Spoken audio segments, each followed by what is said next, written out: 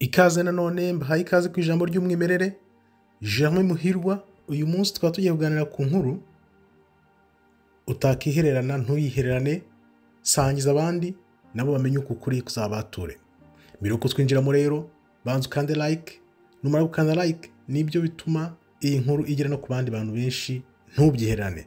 Tukaba tugiye kuganira kuri Afurika rero, Afurika ukuntu ari igihugu cy'Imana, igihugu abantu benshi basuzugura ariko ari igihugu cy'Imana. Imana yarayibikiye kugira ngo izayikoreshe mu bihe bya nyuma turimo uyu munsi. Afurika igihugu cy'Imana, ukuri reka kugaragare kujya hanze. Nkwibutse nanone kanda like ngo ibintu utabyihererana bigire no ku bandi. Tutangire rero. Afurika ni isoko y'umuco n'umugabane w'abantu bose, akaba ariho gakondo y'abantu bose bavuye. Twanyuze mu bihe bikomeye n'imibabaro, ubucakara, ariko dukomeza kwihangana kuva ku ngaruka z'ubukoroni kugeza ku rugamba rwo kwibohora, aribyo twise ubwigenge. Kuva gukoresha nta mutungo wacu, mutungo kamere dufite mwinshi cyane, ariko byanze bikunze abatuye Afurika bakomeje kwerekana umutima ukomeye wo kwihangana.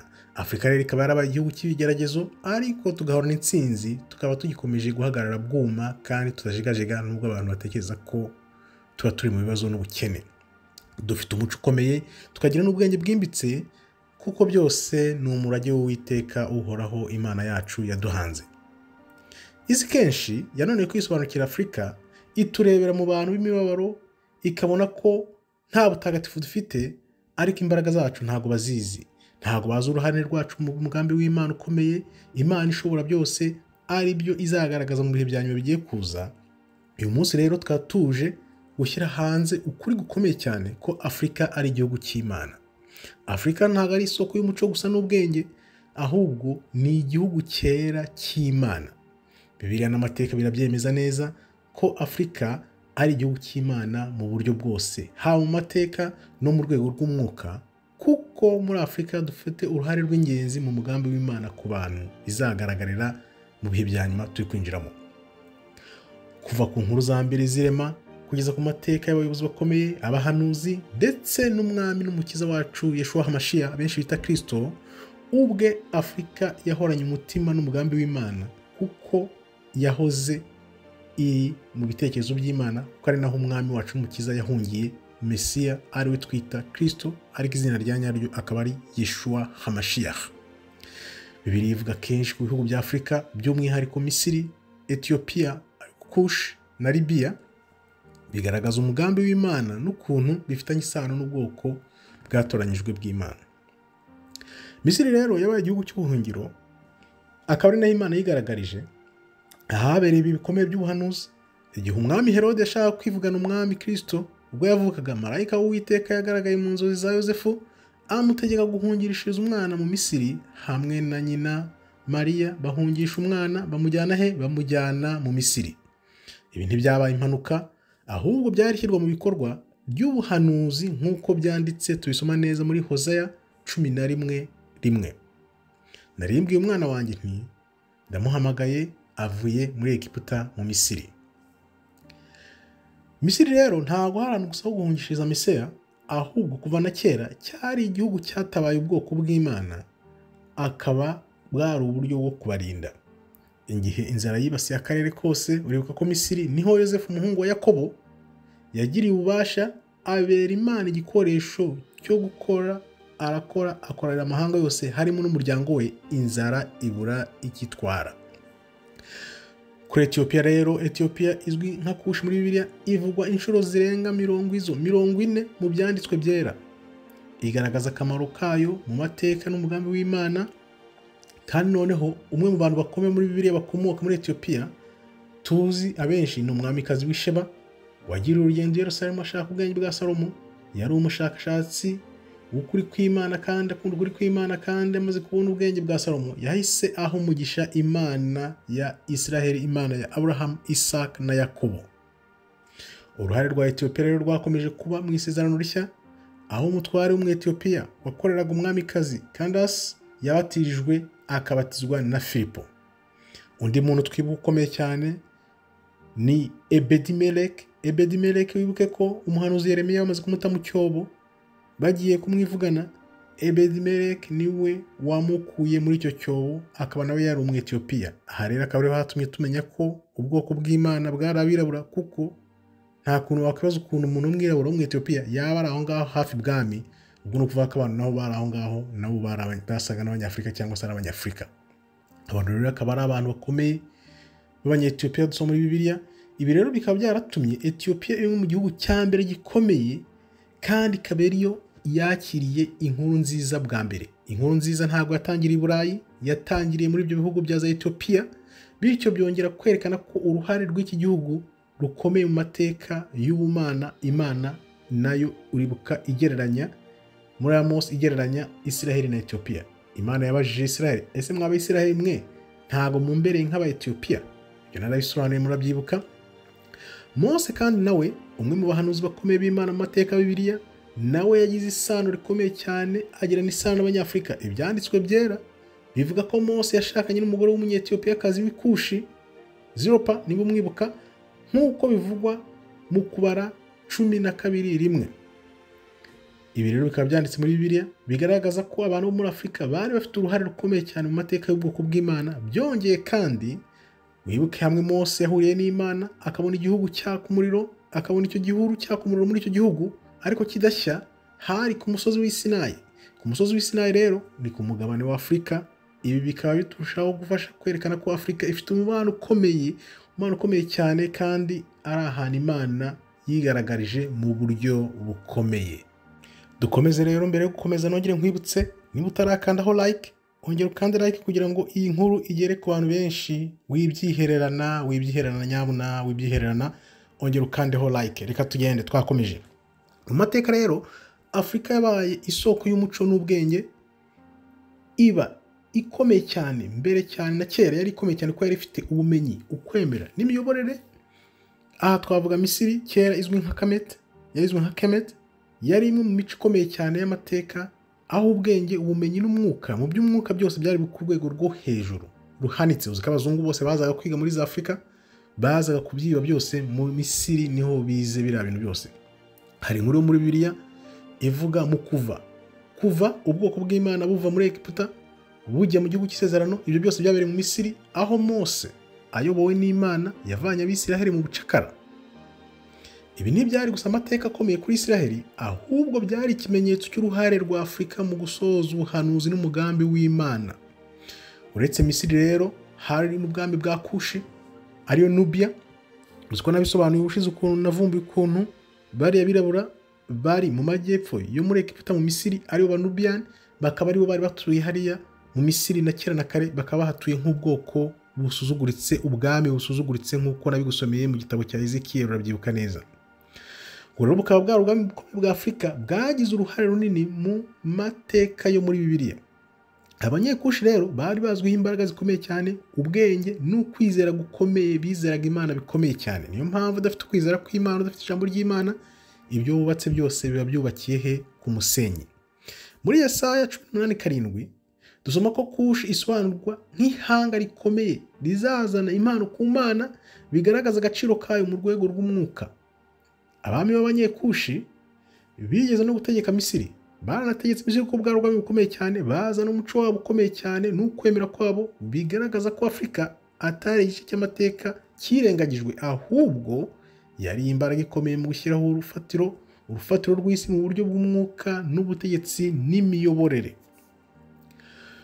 Uruhare rw'ubumana rwa Afurika rero, uko Imana mu myemerere y'Abanyafurika ko bemera Imana, ntabwo rwarangiriye mu mateka gusa, ahubwo runagaragara mu buhanuzi ndetse n'ahazaza.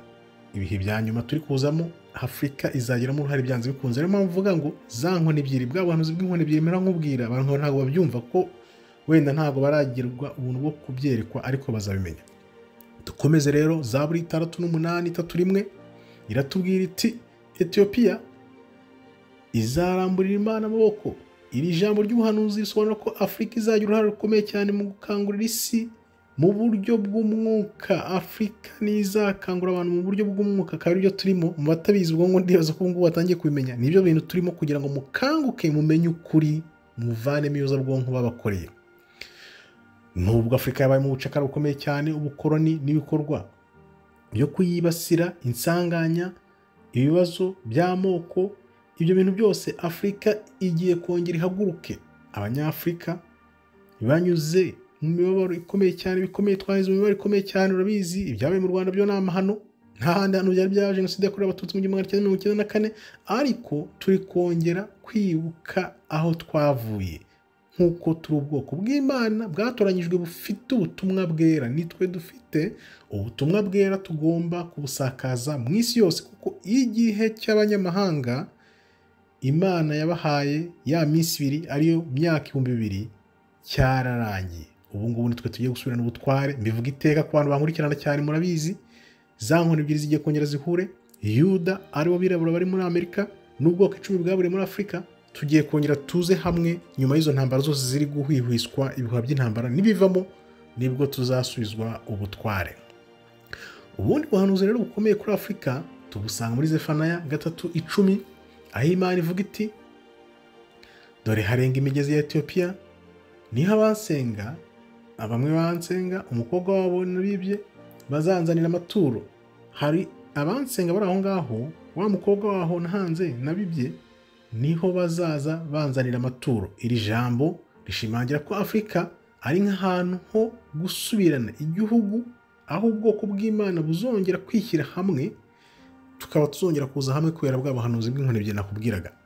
Ijambo ry'Imana rikomeza rigira riti, igihe kizagera Afurika itazongera gufatwa nk'igihugu cy'imibabaro, ahubwo izamenyekana nk'igihugu cy'imbaraga z'Imana, aho abantu bazagaruka basenga, bakubaha Uwiteka, bakazaba byose babikorera kuri Afurika, bazajya bavayo amashyanga yose bakaza kuri Afurika kugira ngo bubahe Uwiteka, baramye basengwe Uwiteka. Afurika ntabwo ari igicumbi cy'abantu gusa, ahubwo ni igihugu cyatoranyijwe, gitoranwa n'Imana kugira ngo gisoze umugambi wayo. Imana yahaye Afurika kuba ahantu ho guhungira, ho kwigira ubwenge no kwakira ubuhanuzi. Urumva ko ntago turi abantu gusa, dufite ubwenge, dufite abantu bakaza kuhahungira, kandi twagiye tugira abahanuzi benshi bakomeye, na n'uyu munsi turabona ko batangiye kugaruka. Bibuke ko Imana yavuze ngo izongera kuturamburiraho umwuka wayo, twongere tugire inzozi kandi twongere duhanure.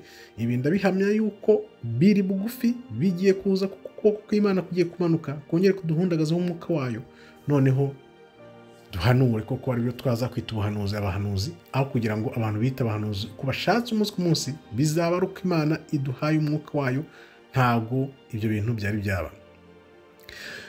Afurika rero akaba ari igihugu, ari ubutaka bw'ibyitegererezo, ahantu bagombera kwigira imiyoborere n'imiyobokere y'Imana, kuko byigaragajwe bikigaragaza inshuro nyinshi, aho Imana yagaragaje icyubahiro cyayo cyinshi gikomeye kandi ikabyerekana kenshi.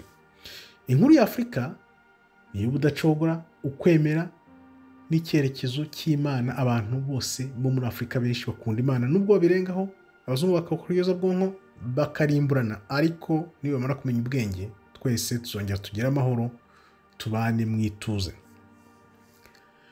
Nubwo isi yakomeje gutesha agaciro Afurika kenshi, uku kuri ntabwo kwashobora guhishwa buziraherezo, ntibyashobokaga, kuko Afurika ni igihugu cyera cy'Imana. Igihe kirageze rero ngo abana b'Afurika bahaguruke, bemere, bagire ishyaka n'ishya n'ihirwe, bemere wa muhamagaro Imana yabahaye, umuhamagaro wabo wera, bagendere ku budatinya, kandi bibutse isi uruhare mu mugambi w'Imana ku bantu bose. Icyo gihe kiraje rero, Imana igiye kongera dusubize ubutware, Abanyafurika bose bakanguke, noneho tuze hamwe dusenyere umugozi umwe. Izamuka rero by'ukwemera kwa Afurika riraje riragarutse, kuko ibi ngibi byanditse neza muri Bibiliya. Uzi Bibiliya neza, umenya neza ko Afurika igiye kongera isubirana ubutware.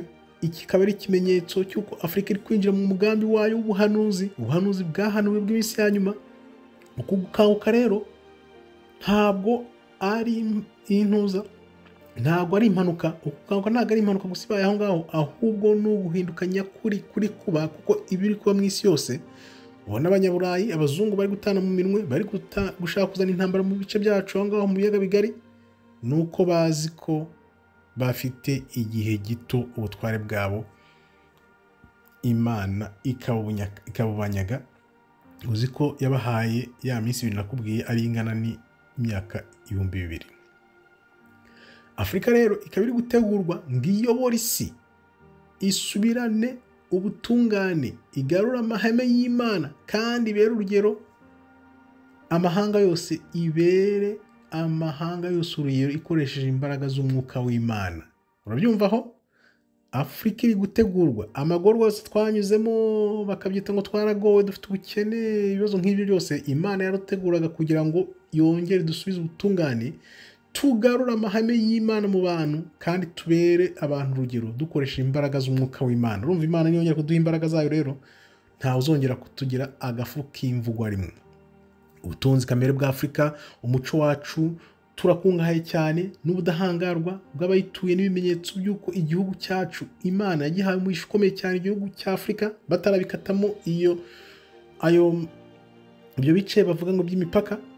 Twari igihugu, twari ubutaka bukomeye bw'Imana, nubwo imyaka myinshi y'ubukoroni yagiye iduca intege ariko ikatwicira n'ubutunzi, ntabwo byadukuyeho, turacyahari, turahagaze, byadusubije inyuma yego, ariko duhagaze bw'ubu ngubu. Rero urubyiruko rukaba ruri gukanguka, hakaba hasigaye gusa kumenya ukuri kugira ngo ukuri kuzaba turaba noneho twigobotore ingoyi y'abamatsi ibihugu y'abazungu once for all, ubudasubirwaho. Afurika rero ikaba ifite ubutaka bwera, amabuye y'agaciro, turabizi ibinyabuzima, harera cyane, harakungahaye. Ibi ntabwo ari impanuka, ahubwo ni ikimenyetso cy'ubumuntu n'umugisha w'Imana yo yaduhaye kugira ngo tubere andi mahanga urugero, nubwo bashatse kutugira abantu bagowe, ariko ntabwo twagowe, ahubwo turi abanyamugisha, bigiye kwigaragaza bidatinze. Turakomeje nanone rero, mbere yo gukomeza nanone ndakwibutsa kanda like, niba tukibanye uri hano utarakanda like yikande, izi nkuru zigere ku bantu benshi. Dukomeze gutegeka kwa 2 8 7 kugeza ku 9. Hadusobanura neza ko Afurika y'igihugu cyaho umugisha, gikungahaye ku ubutunzi bwinshi, kandi tuzi ko Afurika niko imeze, nicyo gihugu kivugwa muri Bibiliya. Nta gitangaza kirimo rero, kuko amahanga yashatse igihe kinini kutuyobora no kwigarura ubutunzi bwacu badusahura, kuko bazi ko nta bwenge dufite, ariko twarakanze, twarabimenye. Rero tukaba twarasobanukiwe agaciro kabyo, tukaba ariyo mpamvu turi kuvuga tuti abazungu musubire iwanyu muturekere ubutunzi bwacu. Ariko ubuhanuzi bugiye gusohoza, ubwo Afurika itazongera kuba umugabane usahurwa n'abandi, ahubwo izahaguruka ifite imbaraga nyinshi cyane, igafata umwanya wayo, umwanya w'ubuyobozi bw'isi. Nitwe tugiye kuyobora isi, kuko Imana igiye kongera kudusubiza imbaraga. Abenshi ntabwo bashobora kubyumva, ariko bizaba nk'ubufindo. Uruhare rwa Afurika rero mu buhanuzi ni uko dufite urubyiruko rukomeye, kandi urubyiruko ruri kuzamuka, niwo mugabane ufite urubyiruko rwinshi cyane, akaba ariyo mahirwe, kuko Imana izakoresha abato n'abakuze bose noneho kugira ngo duhagurukire rimwe, twivane mu maboko, mu minwe y'umubisha w'umwanzi. Abakiri bato rero batangiye gusobanukirwa, niyo mpamvu dukomeza twigisha, dusangiza izi nkuru nk'izi abantu. Imyumvire y'ubukoroni ntabwo tukiyikozwa, benshi ahubwo baranatangara kuvuga twakoronijwe gute, kandi abakuruze nabo bagenda basangiza abandi ingaruka n'ububi bw'ubukoroni. Ubukoroni rero tumaze imyaka 50, mbona biziza 60 tuvuyemo, twizere ko bitazasubira ukundi. Ibihuye rero bivuga muri Bibiliya, muri Yoweri 2:28, Imana ivuga iti, kandi nyuma y'ibyo nzabasukaho umwuka wanjye, abahungu banjye n'abakobwa banjye aribo bana banyu bazahanura, abasaza bazongera kugira inzozi, abasore bazabona ibyerekwa, bazagira amabonekerwa bose. Urumva ko tuzasubizwamo imbaraga z'umwuka, atari ku bwacu, ahubwo ari gushaka kuhoraho Imana umusumba byose, Imana ya Abraham, Isaac na Yakobo. Ugukanguka rero k'urubyiruko rwa Afurika nishyirwa mu bikorwa ry'ubuhanuzi bw'Imana.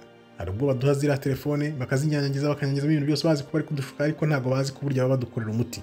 Iza interineti zose, amatelefone byose, buriya bidufasha kugira ngo bikangure urubyiruko rwacu, kuko iyo dukomeza aho twari turi imbere za 90 baba bakidukoronije. Ndakubwiye, harimo rero gushaka ukuri, ubutabera n'ubwenge bw'Imana. Gira umurava n'umwete wo gushaka ubwenge bw'Imana. Nkora nkubaza iteka, ufite imyaka ingahe? 20, 30, 40, 50, 80, 90, 90, yewe se n'ijana. Wari wafata umwaka n'uyu n'umwe ngo usome ijambo ry'Imana wumve icyo Imana ikwifuzaho, umenye koko ijambo ry'Imana rizakubaturire nawe ubera abandi urumuri nk'uko natwe tubikora. Abasore n'inkumi rero bari guhaguruka kandi bafite ubwenge, ubutwari n'inzara, banyotewe no kugira ubumenyi ku by'umwuka, kandi bakaba biteguye ko Afurika izasubizwamo icyubahiro. Akaba ariyo ntego y'urubyiruko, akaba ariyo ntego igomba kuba intego yanjye, intego yawe wowe unyumva uyu munsi. Tugira intego y'uko Afurika igomba gusubirana icyubahiro, igasubirana ubutware yahoranye kera na kare. Gusubirana icyubahiro rero kwa Afurika ntibivuze gusa kugarura amategeko y'Imana, ahubwo bivuze no gukora umugambi w'Imana, tukagendera mu murongo w'Imana, tukabera indi si yose urumuri. Isi yose izadukurikira kuko tuzadutanga urugero rwiza rugendeye ku mahame n'ugushaka kw'Imana. Afurika rero ntabwo izaguma mu mwijima uko benshi babitekereza, ahubwo twagenewe kuba itara ry'urumuri n'ubutware bw'Imana ku bwoko bwayo, n'abantu bose batuye isi tukaba intangarugero. Abantu bakajya bavuga ati iyi ni Afurika twabonaga twitaga iyo gusahura, yagowe n'ubucakara. Abahanuzi rero bavuga ko inzozi za Afurika ziri hafi gusoza, abahanuzi bari hafi gusoza, biri bugufi. Ijwi ry'abahanuzi, abigisha n'abayobozi ba Afurika bari kugenda basobanukirwa buhoro, kandi tukaba dusaba ubumwe, kwemera no gusubizwa mu mwuka, tukagarukira Imana aho kwitera umugongo, ahubwo twongera tukayigarukira kugira ngo nayo idusubize bwa butware. Isi nayo rero ntabwo isinziriye, itangiye gusobanukirwa agaciro ka Afurika k'ubuhanuzi, kandi vuba aha ntabwo bizatinda, kuko bari kugenda babona ko uruhare rwa Afurika n'ubwo bazisuzuraga igihe kirekire, ko ishyamba atari rya rindi, amazi atari ya yandi. Uko isi rero irushaho kwegera ibihe bya nyuma byahanuwe n'ubuhanuzi, niko agaciro ka Afurika kagenda karushaho kumvikana no kwigaragaza. Umugabane wa Afurika wacu wafashwe nk'umwijima, kumwicuraburindi ariho twibera gusa, uzamenyekana nk'igihugu cy'umucyo. Umva ukuntu Imana ikomeye. Badufashe nk'abantu baba mu mwijima, mw'icuraburindi, ariko tugiye kumenyekana nk'igihugu cy'umucyo. Abantu bose bahoze barenganwa bazahabwa icyubahiro. Amahanga yari yasenyutse azasubizwaho, ayaba ya Afurika, uko Afurika yari imeze bizongera bisubizwaho. Noneho bigaragaza ko Afurika itibagiranye, ahubwo yatoranyijwe. Ntabwo Afurika yagowe, ntitwagowe, ahubwo turahiriwe, kuko abambere bazaba nyuma n'abanyuma b'abambere. Nibyo bigiye kuba rero. Ntabwo twari abanyantege nke, ahubwo turi kugenda tuzamuka buhoro, ntibazamenya uko bigenze. Igihe kirageze rero ngo Afurika twemere gufata umurage wacu, umurage w'ubuhanuzi, kuko ubuhanuzi buri gusohora, kandi ukuri ntawe kuzongera guhishwa ukundi. Ntabwo bazongera guhishwa ukuri kundi, uko bigiye kwigaragaza. Abantu bose batangare. Yeremiya 16:19, barire bose baze baboroga bavuga bati ni koko twarazwe inyuma n'abasokuruza bacu. Ibi ni ibiki kuko bimaze iki, ko nta mumaro n'uyu n'umwe?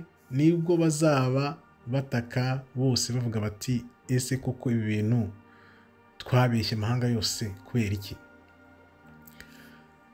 Vuba aha rero isi yose igiye kubona ko umugabane n'umuhamagaro w'Imana biri kuri Afurika. Twuzure umwuka w'Imana, habeho ivugururwa mu mwuka ritangaje, kandi nta kizabihagarika kuko ari umugambi w'Imana. Afurika ni igihugu cyera cy'Imana. Turi kwinjira mu ruhare rwacu rw'ubuhanuzi kugira ngo nibuza gusoza buzasange twiteguye nk'uko byanditse kuva kera na kare.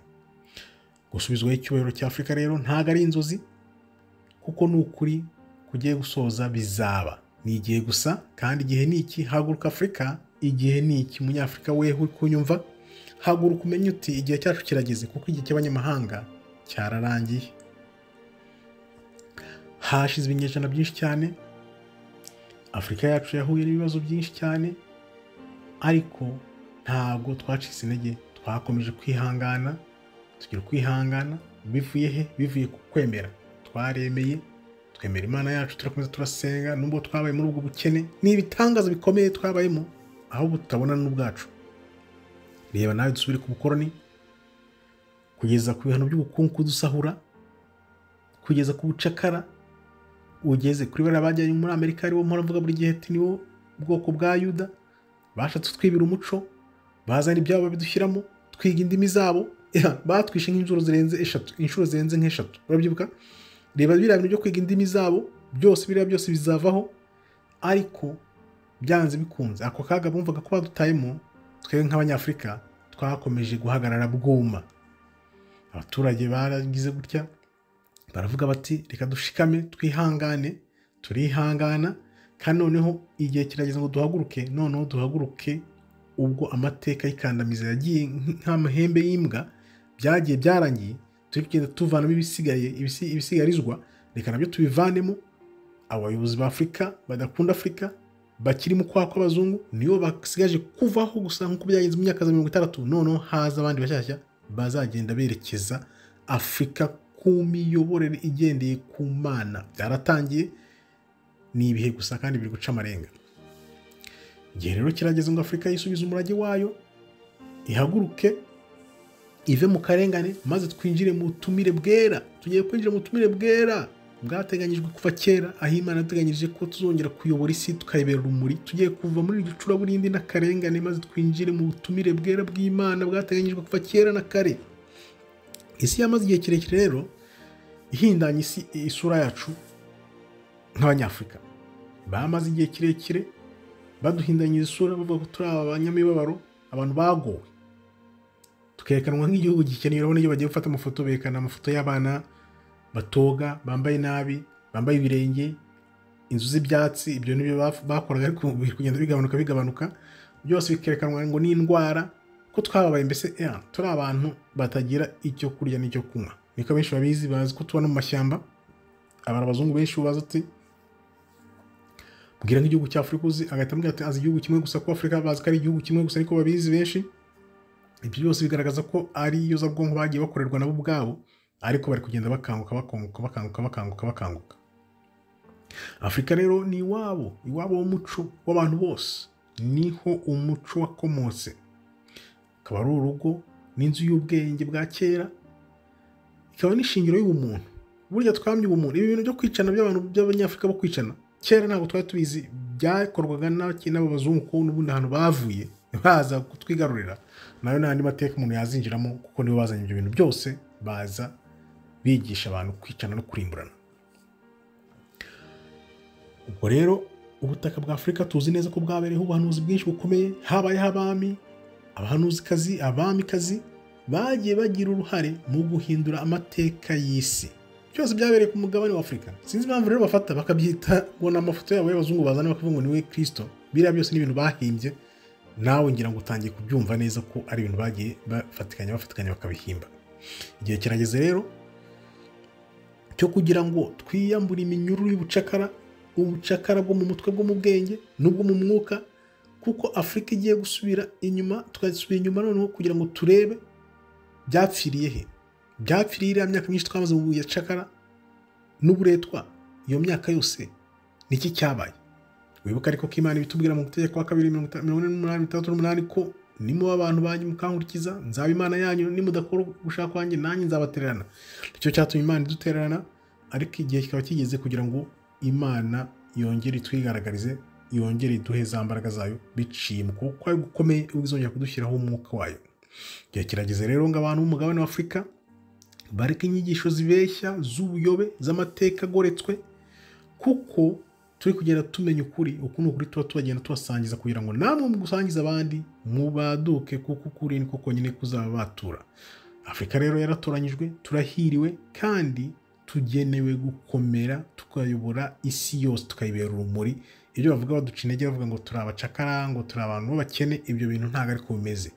Afurika yatoranijwe n'Imana, hakaba hazigaragaza ko ari nacyo gihugu cy'Imana aho kiri, kuko wibuka ko Nowa yari afite abahungu 3, Shemu, Hamu na Yafeti.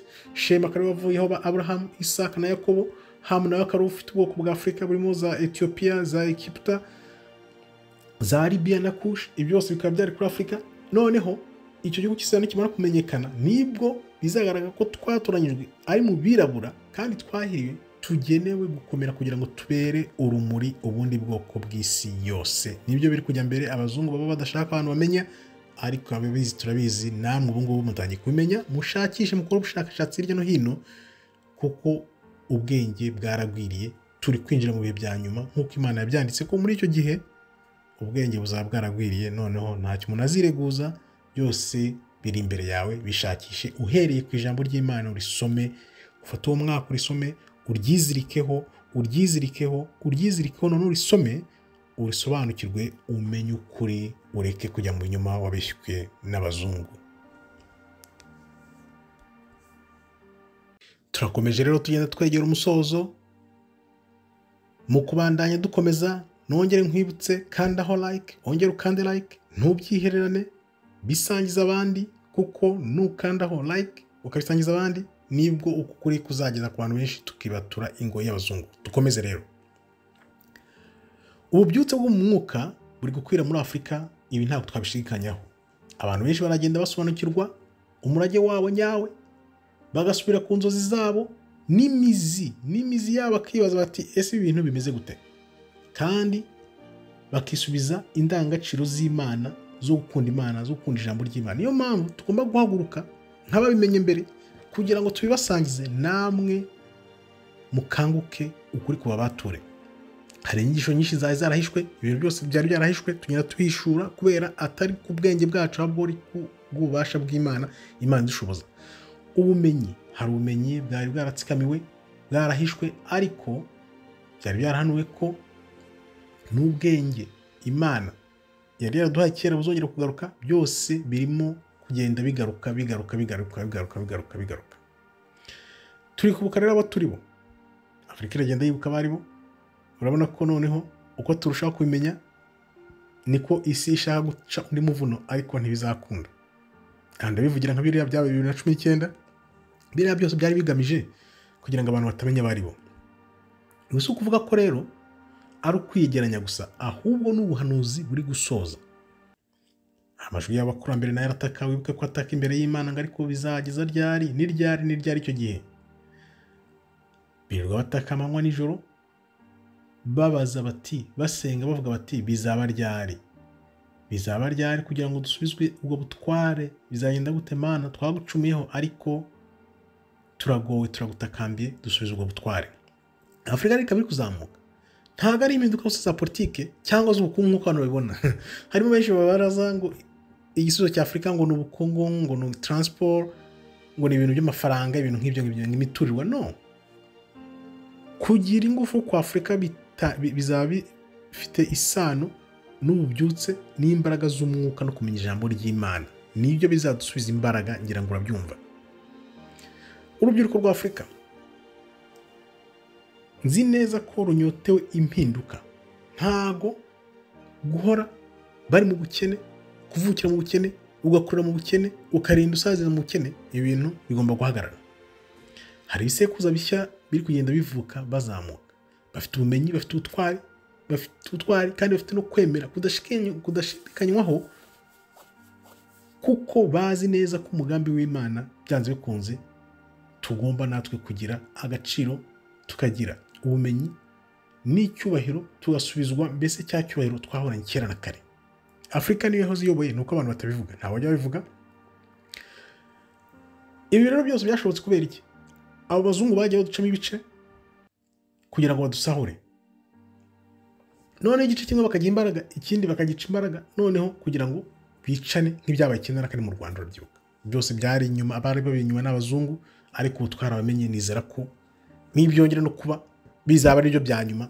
Ahasigaye tuzatwinjira muri ya myumvire mishya izatugeza ku mugambi w'Imana. Ibaze nawe imyaka n'imyaka twatsikamiwe, ariko ntabapfira gushira. Wibuke ko nubwo twabuswe igihe kirekire, ariko tukagenda twihora gahoro. Bikaba bishimanyirwa nuko turagenda twibuka imirage wacu n'umuco wacu, imigenzo yacu ya Kristo, kandi tukaba duhagaze neza gitwari, atari ku bwabo ariko ari ku bw'Imana. Imana yo yaduhanze, ni ukuvuga ngo gahoro gahoro turi kugenda dusubira ku Mana gahoro gahoro, ariko nzi neza ko iyi generasiyo turimo, ibisekuru turimo, iyi generasiyo turimo ntabwo izaceceka, barabizi neza, barareba kubera rya terambere nakubwiye. Urubyiruko rwose rubikozaho imitwe y'intoki bakareba bakiyungura ubwenge. Ntabwo rero tuzongera gusubira inyuma nk'uko byamye kera na kare, ntawe kizaduhagarika. Ibi bintu byanze bikunze bigomba kuzagerwaho kuko nta kigomba guhagarika Afurika. Afurika igomba gusubirana ubutware. Igihe kirageze rero ngo abayobozi nabo bafate umwanya wabo, batekereze, barebe, bumve abahanuzi bari hirya no hino ba nyabo, bashungure bari abahanuzi ba nyabo, babumve, kuko ejo hazaza ari Afurika. Afurika izayobora isi yose. Hari ubukungu bwihariye bwa Afurika, dufite ubutaka bwagutse, dufite amahirwe atagira ingano, ariko byose ni Imana igiye kudusubiza ububasha kugira ngo twongere tuyobore, atari ku bwacu, atari kuvuga ngo n'imbaraga zacu. Wewe wiringiye imbaraga zawe ngo uzayobora cyangwa uzarwana intambara uzitsinde utiyeguriye Imana, aho ngaho abazungu bazakwivuna, ntuzamenye no kubigenza. Kandi ibyo kudukandamiza ntabwo bizongera kubaho ukundi, cyangwa gusahura ubutunzi bwa Afurika kugira ngo ubwo butunzi bukorera abandi mu gihe abana bacu ba Afurika bashonje. Ibyo bintu ntabwo bizongera kubaho, ibyo ntibizongera. Ndabikubwiye ko n'ubuhanuzi bwanditse ibyo kuvuga ngo ubutunzi bwa Afurika buzongera gukorera abandi, baze bawusahore bajyane, barangize badutere n'imyenda, barangize bitugurisheho. Ibyo ntabwo bizongera. Abana babo bamerewe nabi, abana babo bamerewe neza, abacu bamerewe nabi, bashonje. Ibyo bintu bigiye guhagarara, ntabwo bizongera. Ntibizongera kuba umutungo wo kugira ngo tufite umutungo w'amagorwa wo mu gihe badusahura kandi twe turi mu bukene. Ibyo ntibizongera kubaho. Urazi kugira umutungo ukagutera amagorwa aho gutera amahirwe. Ibyo ntabwo bizongera kubaho. Imana iravuga iti ntibizongera kubaho, kuko ejo hazaza h'umugabane wa Afurika hazashyirwaho ku nyungu za Afurika, kandi bikoranwe n'umutima w'Abanyafurika bafite igikundiro, bagendera ku gitinyiro cy'Imana. Igihe kirageze rero ngo Afurika ihaguruke, igire ubwenge buzageza ku bukungu, imbaraga za politiki n'uruhare rukomeye ku rwego rw'isi, byose bigendeye ku ijambo ry'Imana, ko ari we musingi, ijambo ry'Imana. Nongere mbabwire ngo igihe kirageze rero, kirageze ngo twubake izo nganda zikomeye, dukomeze imiryango, kandi dushore imari ejo hazaza, kugira ngo abana bacu bazadukomokaho n'abadukomotseho n'abazakomoka ku bana bacu bose bazagire ejo heza hazaza.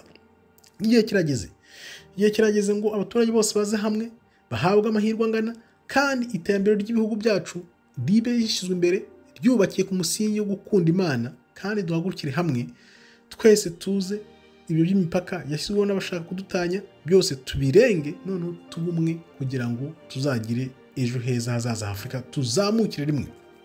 Afurika igomba gusubizwa icyubahiro. Ntabwo ari inzozi, ahubwo ni isezerano ry'Imana, kuko biranditse neza mu bahanuzi. Usibye ko batubeshye ntibabitubwire. Urabizi, nkubeshye ntabwo nakubwira ukuri, kuko benshi baba bazi ko babeshywa ariko bizaba ubuziraherezo, ariko ntabwo bizaba ubuziraherezo. Ubuhanuzi rero bwanditse mu byera by'Imana, kandi byemezwa n'umwuka w'abantu bakomeje gukunda Imana, bafite icyerekezo kiganisha abantu ku Mana, kuko byanze bikunze abantu bose bagiye gukanguka barebe ko ijambo ry'Imana ryonyine ari ryo rizadushoboza. Naho kwiringira imbaraga z'undi muntu uwo ari we wese, yaba umuzungu yaba abayobora, ntabwo ibyo bintu bizakunda. Afurika ntiyagenewe kwibagirana, ahubwo yagenewe kuyobora. Ijambo ry'Imana riratubwira ko tutagenewe kwibagirana, ahubwo twagenewe kuyobora. Ntabwo twagenewe kuba mu mwijima, ahubwo twagenewe kubera isi urumuri. Tuzaba urumuri rumurikira isi yose. Ntabwo twaremewe kuba mu mwijima, tuzamurikira isi yose. Ibyo wabikubwira uyu munsi wabyita nk'inzozi, ariko ntabwo ari inzozi. Igihe rero cyo gutegereza kirarangiye. Afurika igomba guhaguruka ifite icyizere, ukwemera n'ubumenyi, kuko ejo hazaza nitwe tugomba kuyobora, kuko umuhamagaro w'Imana ni uwacu. Isi yose irareba, iduhanze amaso. Ntugire ngo ibi byose biri kuba bacura imigambi myinshi cyane. Ibyo nkunda gutangaho urugero ni bya 2019 byabaye. Biriya bintu abantu benshi nzi ko mumaze guhugukirwa no gusobanukirwa uko byagenze n'icyabiteye. Twababwiye inshuro nyinshi cyane ntimubijyemo. N'ibindi rero tugenda tubabera urumuri, tubavungura kuri bike Imana baduhaye, kugira ngo namwe mube mubyitegura bitazongera kubateza mu bibazo nk'ibyabaye 2019. Isi irareba rero, iduhanze amaso, iri kureba ukuntu Afurika tuzamuka. Ibi ni ibintu bidashidikanywaho. Baratureba nubwo bwose bavuga ngo bafite ubukungu, bareba urubyiruko dufite, bakareba ubutunzi dufite, bakareba igihugu dufite kitari cyagira ubucucike cyane bw'amazu menshi cyane nk'ayo bubaka, kuko Imana izaduha uburyo bukomeye bwo gutunganya Afurika. Abantu bose bazajya bareba buno ibintu by'Uburayi, za Dubai, zo mureba mukarira bizajya biba ari toto, muzajya mureba muvuge ati hano hantu niho twari tuzi ko hakomeye. Ibintu bigiye gukorerwa muri Afurika, Imana imbaraga igiye guha Afurika, abantu bose bazatangara. Ntituzongera kwitwa abacitse intege, ahubwo tuzaba batsinze. Ntituzongera kwemera ko abandi bavuga amateka yacu ko bashaka, ahubwo tuzayavuga uko twayabayemo. Ntituzongera gutekerezwa nk'abananiwe, kuko imbaraga zacu zirimo kugabanuka, ahubwo Afurika igiye kuba umugabane w'abami n'abamikazi, intwari, abaganga, abahanuzikazi n'abaremye iby'ubutwari kandi barongoye abandi mu ijambo ry'Imana, babereye abandi urumuri. Tugiye kuba abantu b'urumuri, turongoye abantu. Mbikubwiye uyu munsi ntabwo ubyemera, ariko ngenda bibona ejo bundi hagiye kuza. Niyo gahunda, niyo mpamvu ubona abazungu barwana biva inyuma kugira ngo bakomeze ubwo butware. Igihe kirageze rero ngo tugende twemye muri iri sezerano. Iri sezerano ntago risaba kugenda twubitse umutwe, ahubwo tugomba kugenda twemye kugira ngo tugendere muri iri sezerano. Igihe kirageze ngo twisubize umurage wari uwacu, umurage wari uwacu kuva kera na kare. Igihe kirageze ngo twisubize ibyari byaranyazwe. Baratunyaze ariko ntago batumaze. Iki nicyo gihe rero, iki nicyo gihe, niko kanya abakurambere baratwiyamye, baratubwira bati nimwongera gusubizana n'ubutware ntimuzambere nkatwe, kuko twebwe twabateye muri ibyo bibazo. Ariko ngira ngo ubu ngubu naho baricuza impamvu babikoze. Ahazaza rero Afurika haradutegereje. Ijuru ryarangije gukora gahunda. Afurika haguruka, igihe ni iki. Ukuri nta kuzongera kwigera guhishwa na gato. Imana iratubwira ngo ijuru ryo ryamaze gushyiraho kashe, byaranditse rirasinya. Imana yamaze gushyiraho kashe, Imana yashyizeho kashe. Ahasigaye ni ahacu ho guhaguruka, igihe ni iki cyarageze, kuko ukuri nta kuzongera guhishwa ukundi, ntabwo kuzongera kunyeganyezwa. Afurika ntabwo izongera kunyeganyezwa, kandi ntabwo tuzongera gushikanywaho, kuko Afurika ntabwo ari umugabane gusa, ahubwo ni igihugu cyatoranyijwe n'Imana, gikungahaye mu mateka, umuco, ubukungu, uburumbuke n'agaciro. Dufite n'umwuka wera w'Imana n'ijambo ry'Imana, none ikaba igiye kudushyiraho umwuka wayo. Urumva ko tuzayobora isi tuyijyana mu rumuri aho kujyana mu mwijima. Urabona ko abanyamwaga iyo bayoboye duhora mu miborogo, niyo isi yibereyemo, ariko twe nituyobora tuyoboresha umwuka w'Imana, tuzabera abandi urumuri. Igihe kirekire rero isi yabaye nk'iyirengagiza ukuri, iragutsikamira, itsikamira ubuhangange bwa Afurika. Badushyira hasi, turemera, turasuzugurwa ye. Ariko byose byari umugambi w'Imana kuri muntu, kugira ngo Imana izerekane imbaraga zayo zikomeye. Imana izerekana imbaraga zayo zikomeye ubwo Afurika izongera gusubirana ubutware. Igihe kirageze rero ngo ibyo badutwikirije tubivaneho, tubikureho. Isi imenye ukuri. Ukuri kwabayeho kuva na kera kugiye kumenyekana, isi yose igiye kubimenya, kuko tugiye kumera nk'aborosowe. Twari tworoshwe, tugiye kumera nk'aboroswe. Noneho kwa kuri kuze hanze, ukuri kwa kera, kwamye kera kuriho, nuko Bibiliya zigomba kuvugwa, zigomba gusobanuka. Ibyo bintu byose bigiye gusubirwamo, ibyo batubeshye bapakiye mu bantu bivemo byose. Noneho tuzane ukuri nyakuri, uko Imana izadusobanura neza ijambo ry'Imana uko ryagomba gusobanurwa. Ibitabo bavanye muri Bibiliya ndabivuga kenshi cyane, ibyo bahinduye, ibyo baciyemo. Hari n'ibitabo byinshi biri muri Bibiliya bifite amaverisi adakwiriye. Cyo nkunda gutanga urugero ni nk'ikira cya Esteriya, chapitre ya 10 ifite amaverisi 3 gusa. Ni ibintu biteye ikimwaro. Hari n'izindi versi ngenda ndeba nkabura. Kuva ku isezerano rya kera kugera ku isezerano rishya harimo apocrypha, harimo ibitabo 10 na bingahe byose bavanyemo 14. Urumva ni ibintu byinshi cyane kugira ngo tuzabisubizeho. Nuko nyine Imana izadusubiza ubwo butwari, ikaduha umwuka wayo, kandi noneho tukaba dufite umwami n'umukiza Kristo akabazaba turongoye. Icyo gihe rero kirageze ngo igitwikizo gikurweho, isi yose imenye ukuri kwabayeho kuva na kera, ko Afurika ariyo nkomoko y'umuco n'ubwenge, isoko y'ubuhanga buhambaye, igihugu cyagenewe gusubizwa icyubahiro no guhirwa. Icyo gihe kigiye kugera, bamenye ko turi isoko y'ubwenge, isoko y'umuco, isoko y'ubuhanga buhambaye, turi igihugu cyagenewe gusubizaho icyubahiro cy'Uwiteka. Amahanga yose azaturebera avuga ati turashaka kumera nka Afurika, dukurikira Imana yabo. Igihe ni iki rero? Afurika haguruka. Afurika igomba guhaguruka byanze bikunze. Igihe ni iki? Ahazaza hacu Afurika harageze. Ukuri ntikuzongera guhishwa ukundi. Isi izamenya ko Imana yakunze Afurika, kandi Afurika izamurikira amahanga yose. Ndagushimiye nanone rero, ongera ukande like, sharing, uze wandike nawe icyo utegereza, none usangiza abandi. Ndakwinginze uko kuri gusangiza abandi, none nawe utangiye usoma ijambo ry'Imana, wumve ko neza ubutware Imana yadusezeranyije igihe kigeze. Tugomba guhaguruka ko igihe ni iki, ahazaza hacu hageze, ntituzongera guhishwa ukundi, kuko iri ni isezerano, kandi Afurika izamurikira amahanga. Murakoze rero, Imana ikomeze ibarinde. Shalom, shalom, toda haba, tov meyod.